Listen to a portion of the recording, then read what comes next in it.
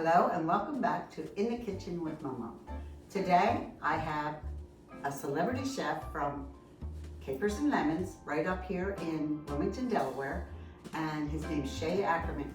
And I'm going to let him finish the introduction. Thank you. You're welcome. Hello, my name is Shay Ackerman. I'm the executive chef at Capers and Lemons restaurant here in Wilmington, Delaware. Been cooking professionally for 20 plus years.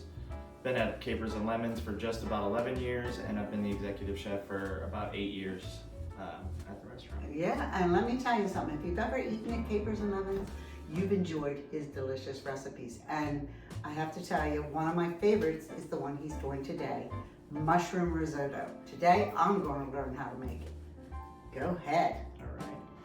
Okay, I'm going to start out by introducing and showing some of the basic ingredients to make the mushroom risotto. So we have just some unsalted butter here to start. Here's a small diced shallot or a minced shallot. You could use white onion if that works for you or if that's what you have handy.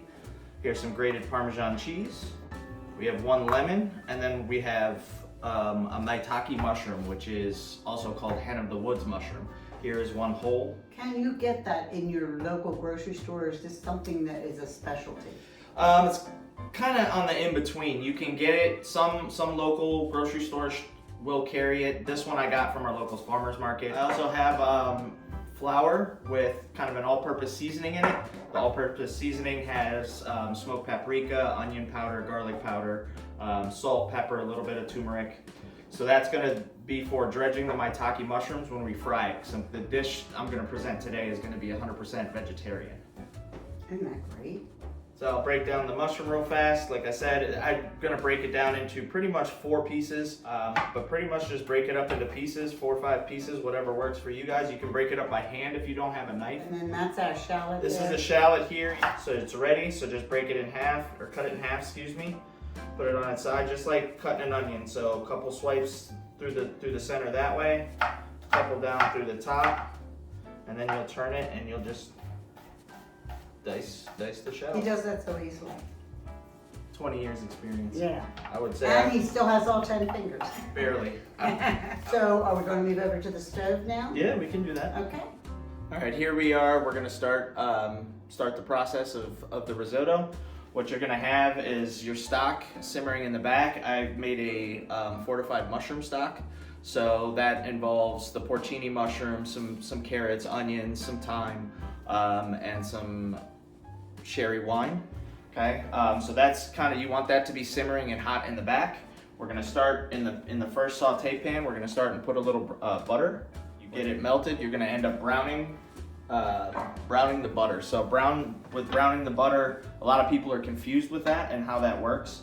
But what it is you take butter, you melt it down slow, and then what happens is it separates and the milk solids start to brown. It adds a little nutty aroma, nutty flavor to the dish to start, and we're gonna kind of add and build layers of flavor throughout the dish. So I'm not sure if you can see, but now the butter has got a little color to it. The solids are a little brown. We're gonna add in some of our shallots and saute them out. If you add the butter or the shallots too late, the butter will actually burn. So you wanna get this pretty quickly. And I'm actually gonna add just a touch of olive oil to help prevent the butter from burning. We're doing this all over medium to medium low heat. You wanna cook risotto slow. If you cook it too high, it won't come out as planned. The rice will overcook. We're gonna add just a small pinch of salt, just to season in layers. Salt and pepper. Once the shallots get a little bit of color to it, you're gonna add your arborio rice. Arborio is a shorter grain rice. It's gonna have a higher starch content. You want that higher starch to help create what's called the crema at the end, and I will show you what that means. The best rice is carnaroli rice, but it's a little harder to find. So you're gonna toast the rice in the brown butter.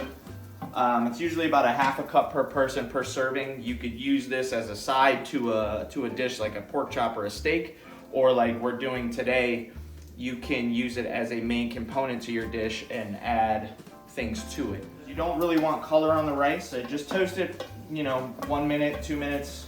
And then what you're gonna do is you're gonna take a little sherry wine. I have sherry wine, you can use white wine. Anything you have on hand. I mean, I traditionally wouldn't use red wine for this, but you could technically if you wanted to. And we're just gonna deglaze the pan a little bit. Gonna pull any flavor off the bottom of the pan, stir that in, let it kind of soak into the rice just a little bit. And then once that kind of toasts, we're gonna slowly start adding our stock, one ladle at a time, until it starts to absorb. Once it absorbs into the rice, absorbs that stock, we're gonna add a little bit more and just continue the process until the rice is cooked.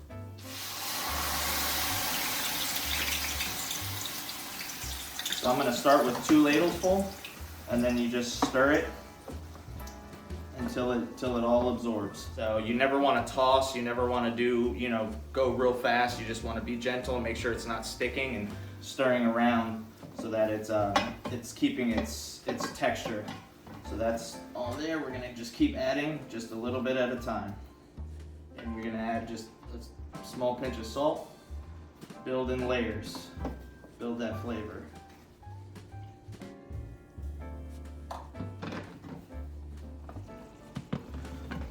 So as you can see, you've got the stock, the rice kind of going, kind of cooking through. The rice is starting to kind of swell up and puff up from the stock. It's absorbing that stock.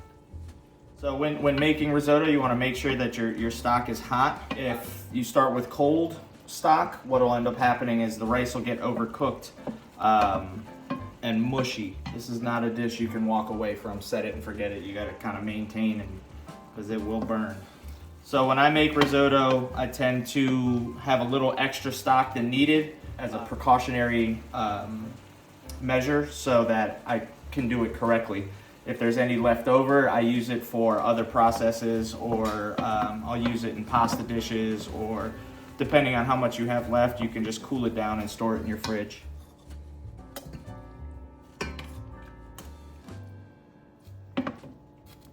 All right, so I added all the rest of my stock. Everything has been absorbed. You can see the rice is nice and plump. It's swollen up. There's the crema that kind of we talked about. I don't know if you can see that from that shot, but it's kind of a thick mushroom, kind of syrupy consistency. So you want a little bit of liquid left, because we're gonna add a little Parmesan cheese. If you let all that liquid get absorbed and then add your Parmesan cheese, it's gonna be real sticky and dry. So I'm gonna turn this off now, and I'm gonna add the cheese. And then I'm gonna add just a little bit of butter as well, and that will help that crema kind of stay where it needs to be. Everything's better with a little bit of butter, right? So now I've added in all that butter and it's melting. You can see how creamy and how luxurious that is. It's real rich. And then what we're gonna do, this is kind of my touch. A lot of people don't do this. I'm gonna zest in a little bit of fresh lemon zest. So what this does is this adds a little bit of acidity to balance the richness of the mushroom and the stock and all of that. But it's not adding lemon juice. When you zest, you don't want to go too far into the actual pith or into the skin, because what'll happen is you'll get into the pith, the white part, and that'll start to bitter your food. So just a couple shaves of lemon zest there, and the risotto part is done. But what we're gonna do is we're gonna fry the maitake mushroom. So it's almost like a chicken fried mushroom. We're gonna take that maitake mushroom. It's kind of like fanned, like the way it grows, it's almost in layers and fanned. So I'm gonna dredge it in this flour, the seasoned flour, and make sure I get it all inside those layers. I have hot vegetable oil. You can use any type of frying oil you want, something with a higher smoke point. Olive oil is not ideal. So then what you're gonna do is you're just gonna drop this in there. Once it's floured, it's gonna start to cook and fry up and create that coating on the outside. All right, so here we are coming to the end. The mushrooms are getting nice and crispy, nice and fried. So what I'm gonna end up doing while you finish up the risotto, we take it out of the hot oil, put it on a paper towel, kind of absorb any residual oil. You can add different mushrooms on top if you'd like. You could do anything you'd like, actually. This could just be a standard base to any dish that you would like to create for yourself. So I always drop it right in the center of the bowl first, and then just stack on top so it gets nice and high. And then these, we're gonna finish with just two of your crispy fried mushrooms right on the top. And then you can finish with some fresh herbs, a little truffle oil, parsley, anything you'd like. Okay, so now we're at the end. We have our dish here. It's a beautiful, oh my God, I can't wait to dig in and try it. Unbelievable. It is unbelievable. Be sure to subscribe, like, and share. And if you have any questions, just write them down there in the comments and I'll get back to you. Or you can contact me with In the Kitchen with Mama at yahoo.com and ask me your questions and I'll get right back to you. Thank you very much. We appreciate it. And don't forget, the recipe will be in the video at the end. Have a good one and we'll see you next month. Thank you very much, Shay. Thank you, it's my pleasure.